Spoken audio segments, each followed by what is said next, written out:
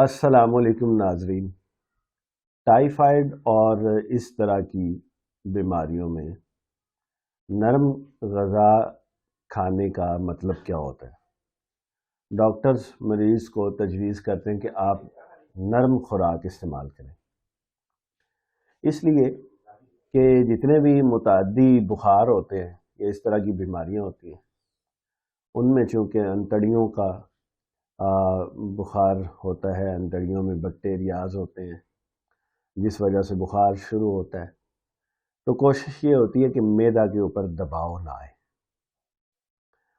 اور غذا ایسی ہو جو زود ہضم ہو، جلدی ہضم ہو۔ اس لیے معالجین مریض کو کہتے ہیں آپ نرم خوراک استعمال کریں۔ اب نرم خوراک سے مراد مریض لے لیتا ہے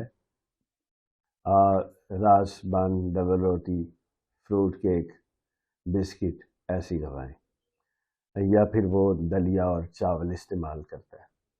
اگر اسے بخار کے ساتھ، ٹائیفائڈ یا دیگر بیماریوں کے ساتھ کھانسی اور بلغم کا مسئلہ ہے اور وہ چاول استعمال کرتا ہے تو مسئلہ مزید بڑھ جاتا ہے۔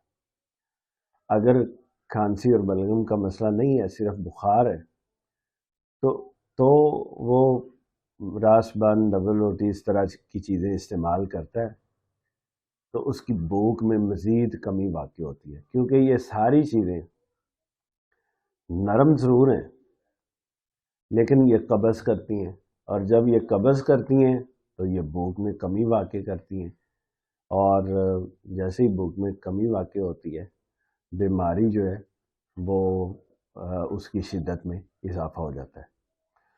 میں یہ تجویز کرتا ہوں کہ اگر آپ کو کسی قسم کا کوئی بخار ہے یا ٹائیفائڈ ہے یا اس طرح کا کوئی اور عارضہ ہے تو آپ خشک روٹی کو ترجیح دیں، یعنی حسب ضرورت 3 سے 4 وقت خشک روٹی کھائیں اور اس میں سالن کا شوربہ استعمال کریں۔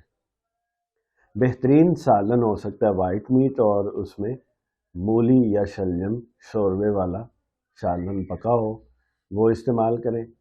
اس کے علاوہ آپ دودھ پتی استعمال کریں، انڈے کی سفیدیاں استعمال کریں، سیب چھلکا اتار کے استعمال کریں، پپیتا استعمال کریں۔